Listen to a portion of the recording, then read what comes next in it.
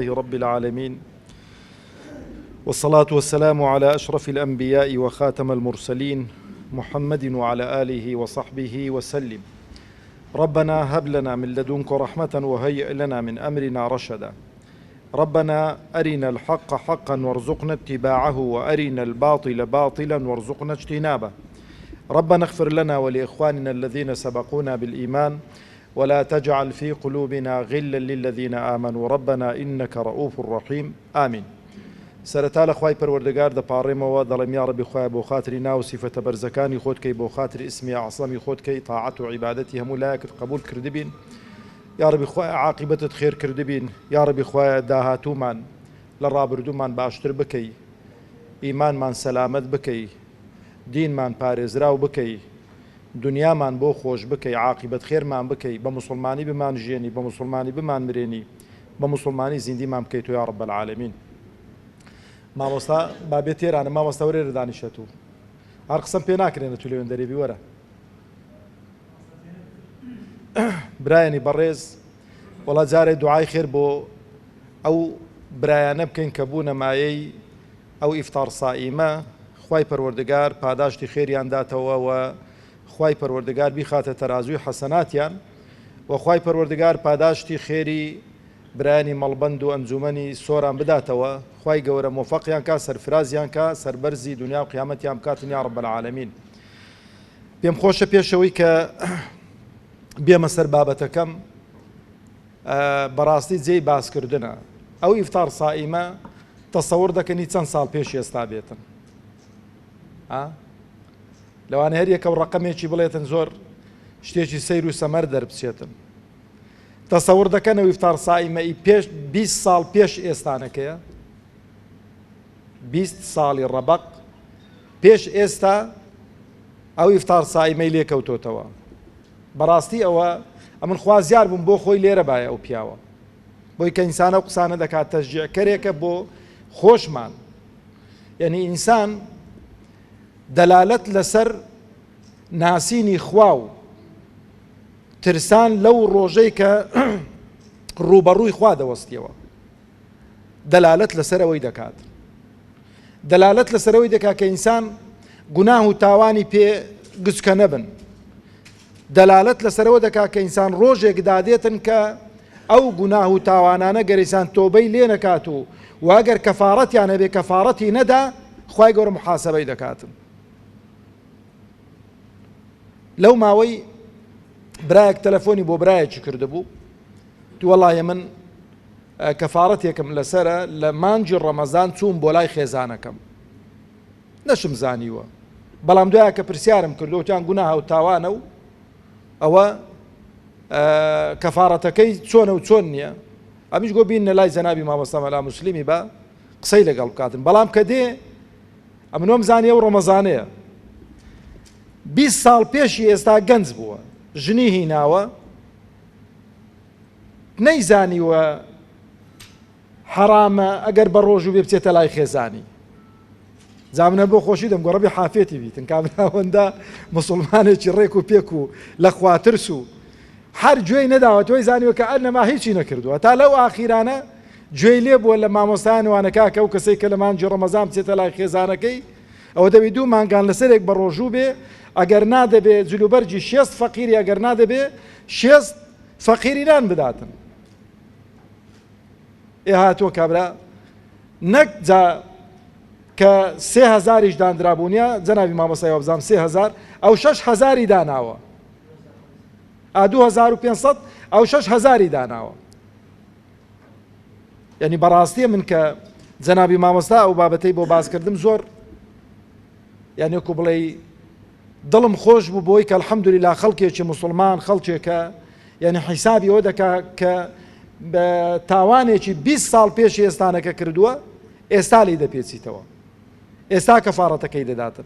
یا ڕەبی خوای لێی قبول کردبێ، وەخوای پەروەردگار تەبارەک و تەعالا ئەمە ئەو دوعایی بۆ دەکەین ئەگەر ئەو کاتەی ئەو ڕۆژوشکان نەیە، ئەگەر هیچ زوڕیەتیان پەیدا بوو بێ، یا ڕەبی خوای ساڵحیکەی، تەمەنی پڕبەرەکەتکەی و ماڵەکەشی پڕبەرەکەتکەی یا ڕەب العالەمین. برایانی بەڕێزم، زۆر بە کورتی پێم خۆشە کە مانجی ڕەمەزانە و دەشەوی ئاخیری ڕەمەزانن شەوانی قەدرن. هەڵوەستەیەک لەسەر ئەو ئاەتەی کە لە سوورەتی ئەلبەقەرە ئاەتی 186 کە خوای پەروەردگار تەبارەک وتەعالە دەفەرمێ وإذا سألك عبادي عني فإني قريب أجيب دعوة الداعي إذا دعان فليستجيبوا لي وليؤمنوا بي لعلهم يرشدون. برابر زكاني خم طبعا قرآن هیچ کەلیمەیەکی لە شوێنێکی دانەندراوە کە حکمەتێکی تێدا نەبێتن، پاش و پێشی ئاەتێک لەگەڵ ئاەتێکی دیکە بێ حکمت نییە، بەڵام دەبێ ئێمە خۆمان ماندووکەین، خۆمان سەرقاڵکەین گۆی کە بزانین حکمەتەکانی لێ بدۆزینەوە. شتێکی زۆر وەکو بڵێ پێش بێ مێرانە خوێنمەوە زۆر جوان بوو، زۆر سەرنجی ڕاکێشام. دەڵێ ئیمامی ئەحمەد ڕزا و ڕەحمەتی خوای لەسەر پێی گەی گوتیان قوتابیەکەت هەموو شەوێ قورئانی ختمەکاتن هەتا بەیانی. ئەوی زۆر پێش سەر بوو، چۆن کابرا قورئانی ختم دەکا هەتا بەیانی هەمووی قورئانی دەخوێنیتەوە. بانجی کرد گوتی فلان کەس گوتی دەڵێن هەموو شەوێ تا بەیانی تو ختمە چێ گوتێرە وەڵا قوربان. جا گوتی ئەو شەو ئەگەر چووی ویستت قورئانی ختم بکەی وا بزانە بۆم نی دەخوێنیەوە، ئەوە من ئاگام لێتە و مراقەبەت دەکەم بۆت ڕاز دەکەمەوە و تەوجیهات و تەنبیهاتت دەدەمێ. تی زۆر باشە ئیمام. دەڵێ چوو بەیانی هاتەوە گوتی ها چەند ختمت کردن؟ تو وەڵای قوربان بەسدە جزوم پێ خوێندران. گوتی زۆر چاکە، گوتی بڕۆ ئەو شەو وا بزانە بۆ پێغەمبەری دەخوێنیەوە عەلەیهی سەڵات وسەلام. دەڵێ هاتەوە بەیانیەکەی گوتی ها چت کرد؟ گوتی وەڵای بە 1000 حاڵ جزوی عەمەم خوێندۆتەوە ئەی ئیمام. باشە ئەو شەو وا بزانە بۆ خوای دەخوێنیەوە تەبارەک وتەعالە. دەڵێ بەیانی هاتەوە چاوی ئەستور ببوون هەندی بگرێتن. گوتی ها چت کرد؟ گوتی وەڵڵاهی لە شەوەوە تا ئێستانەکە بەس خەریک بووم سوورەتی فاتیحام پێ تەواو نەکراوە. لەبەرەوەی برا بەڕێزەکانی خۆم تەماشەمە کە چەند ختمی کردوون، چەند لێ حاڵی بووە، چەند ئەو قورئانە تەئسیری تێ کردووە، چەند ئەو قورئانە ژیانی گۆڕیوە، چەند ئەو قورئانە تەئسیری لەسەر خانەوادە و ماڵ و منداڵیدا دروست کردووە. زۆر گرینگە ئەوە. جارێ ئەو ئاەتە لە دوای ئەو ئاەتانە دێ کە خوای پەروەردگار تەبارەک وتەعالە باسی ڕەمەزان و ڕۆژی ڕەمەزان و نازڵکردنی قورئان لە مانجی ڕەمەزان و باسی ئەوانە دەکاتن.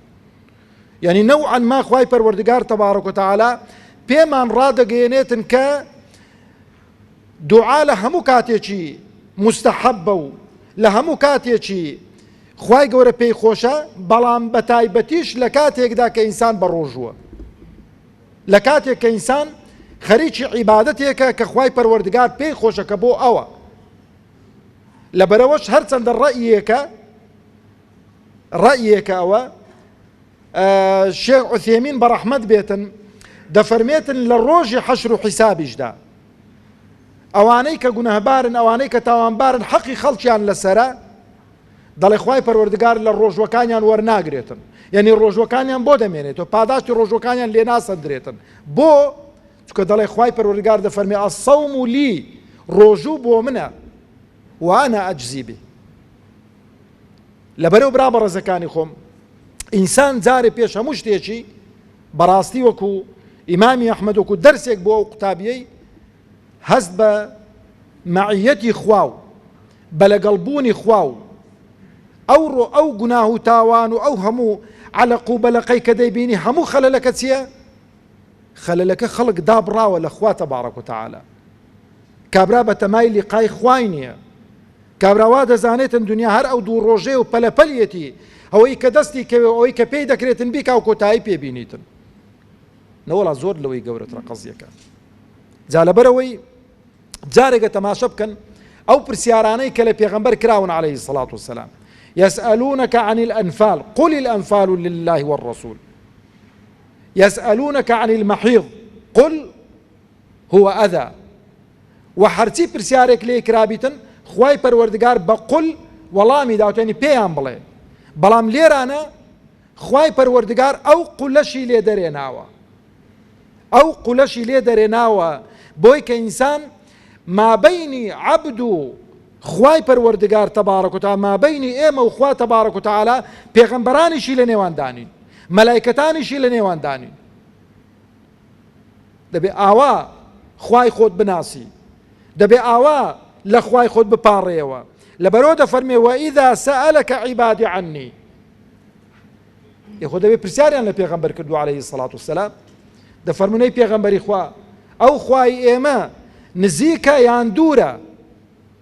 ئەگە دوورە بە دەنگێکی بەرز بانجی بکەین، ئەگەر نزیکە با بە حاڵەتێکی دیکە بانجی بکەین.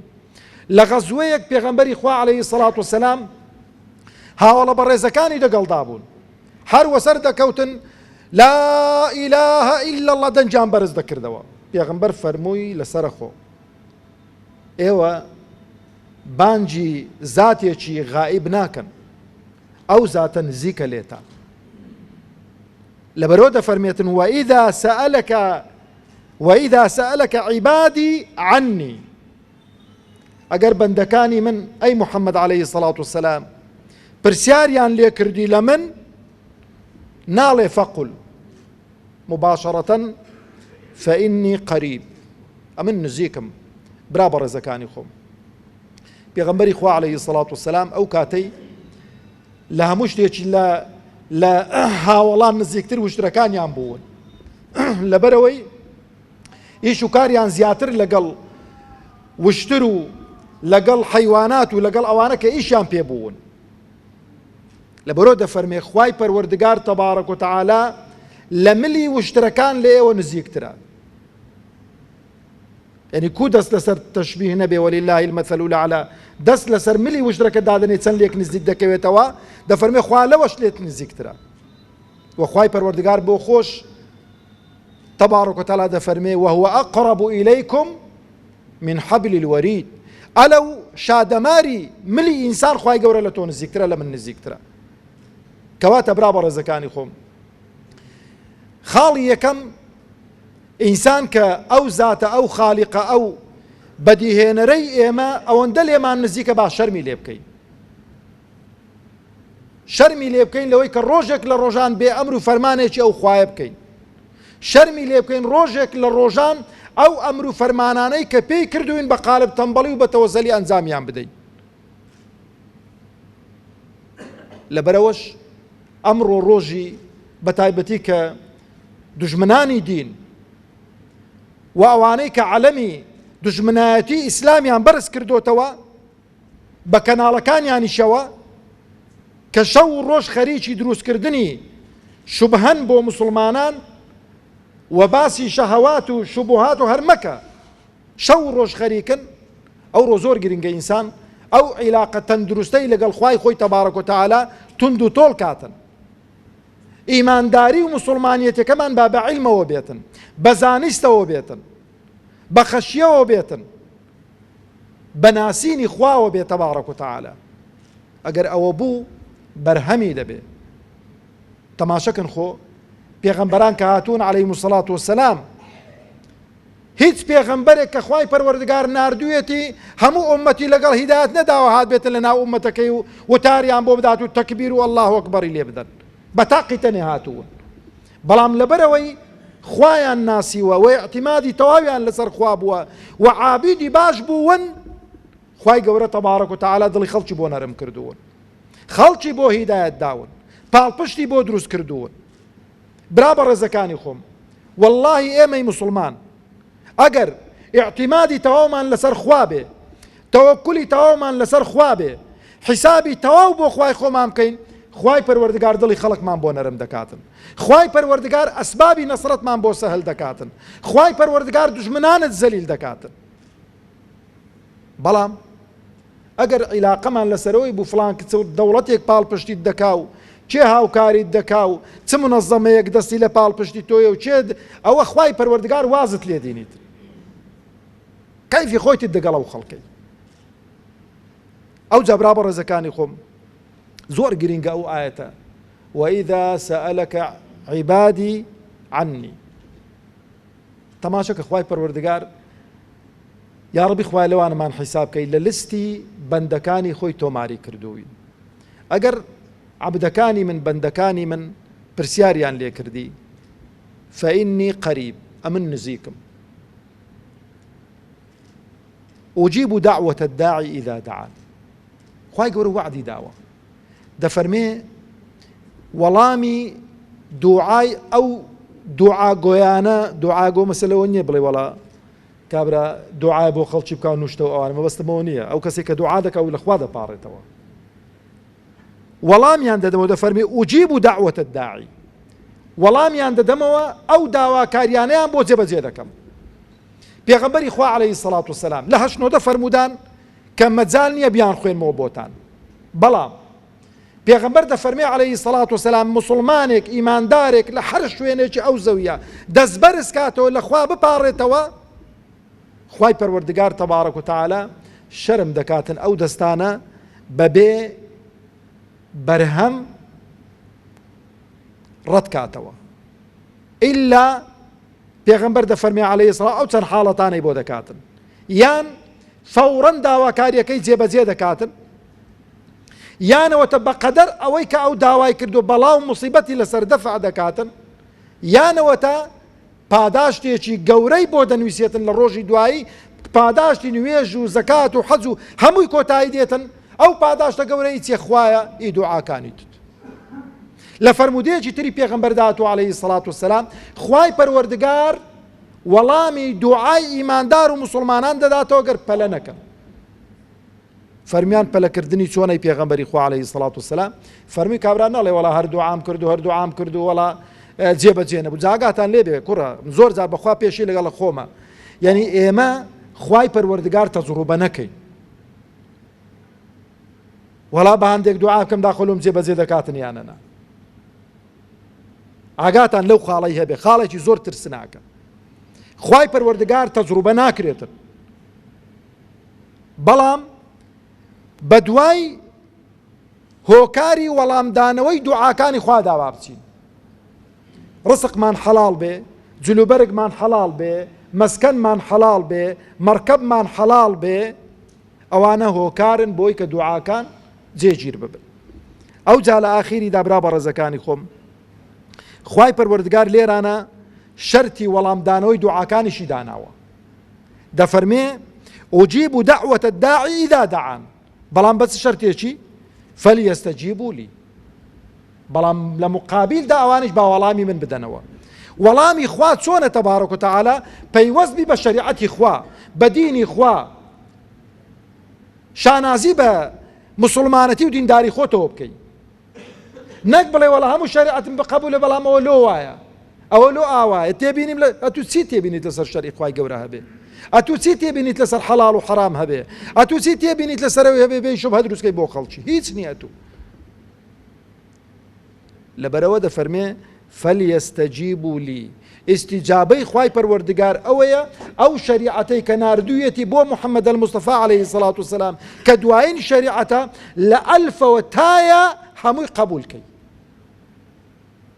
بەبێ منجەمنج وە شانازیشی پێ بکە شەرمیشی لێ نەکەی نەک کابرا بڵێ کاکە مامۆستا حکمی دەست بڕینەوە وەڵڵاهی جا ئەوە کاتی خۆی کوڕە کاتی خۆی وەڵڵا حکمی کەو کەسەی کە دزە دەبێت دەستی ببڕێتن ئەو کەسەی کە زینا دەکا کە لەسەری ئیسپاد دەبێت جەڵدی لێ بدرێتن ئەو کەسەی کە لە دین هەڵدەگەڕێتەوە تۆ ئیستیتابە دەکرێەوە نەبوو دەبێ بکوژرێتن هەموو حکومەکان لە شوێنی خۆینی بەڵام ئیسلام لە کامیان دەست پێ دەکا لە لاق بڕین و لە گوێ بڕین و لەوانە نەوەڵڵا کاک ئیسلام خەڵکی پەروەردە دەکا ئەسبابی ڕەفاهیەت بۆ خەڵکی دەستەبەر دەکا ژیانی خەڵکی خۆش دەکا بێ احتیاجت دەکا پێویستت بەدزینە بێ ئەو جا ئەگەر لە تێری چووی دزیت کرد دەستت دەبڕێتن بەڵام کە لە برسی بە برسایەتی بچی دزی بکەی دەستی دەسەڵاتداران دەبی ببڕێتن ئەو دەسەڵاتدارانەی کە حکمت دەکەن کە لە ژێر سایە و دەسەڵاتیوان دزی دەکەی دەستیوان دەبڕێتن لەبەرەوە برا بە ڕێزەکانی خۆم زۆر گرینگە ئینسان ئەو ئیستیجابەی بۆ دینی خوا بەو مەفهومە هەبێتن هەموو دینەکەی قبول بێ و منجەمنجی تێدا نەکاتن و ئاخر شتیش دەفەرمێ وەلیؤمنوا بی ئیمانیان بە من هەبێ کە خوایەکی خاوەن دەسەڵات و قودرەت و عەزەمەت و کە زوڵم و ستەم لای خوای پەروەردگار نییە و ڕۆژێک دادێ هەمانمان زیندی دەکاتەوە حەشر و حیسابمان دەکا دەفەرمێ لەعەلەهم یەڕشودون تاکە ڕێگای ڕەشاد و تاکە ڕێگای سەرفرازی و تاکە ڕێگای بردنەوە ئەو ڕێگای کە ئینسان خۆی تەسلیمی خوای بکاتن و ئەو ڕێگانەی دیکەش برا بە ڕێزەکانی خۆم تەماشە مەکەن ئەو ڕۆکە ئاخر قسەم بە ئەوە بێ بێتاقەت مەبن لە کەش و فشی ئەو کوفر و نیفاق و ئەوەی کە ئەو ڕۆ دەیبینن لە کوردستان و لە غەیری کوردستانیش بێتە ئەو کەناڵ و مەناڵانەی کە ئاوا بەبێ شەرمانە بەبێ حەیایانە لە مانجی ڕۆمەزان بێ ئەدەبی بەرامبەر بە ئیسلام و بە مقدساتی ئیسلام دەکەن بێتاقەت مەبن ڕاستە ئینسان بێتاقەت دەبێ بەڵام کەفی سەر ئاوە واللهی ئەمە هەبین واللهی ئەمە بەتەواوەتی لەگەڵ خوا دابین هەر بخۆ خوای گەورە ئەوانە ناشیرن دەکات و ناشیرنیشی کردوون یا ربی خوای عاقبەت خێرمان بکەی و سەربەرز و سەرفرازی دنیا و قیامەتمان بکەی یا ربی خوای داهاتوومان لە ڕابردوومان باشتر بکەی ئیمانمان سەلامەت بکەی عاقبەت خێرمان بکەی یا ربی خوای ڕۆژووی مانجی ڕۆمەزانت لە هەموو لایەکمان قبول کرد بێتن یا رب العالمین والسلام عليكم ورحمة الله وبركاته.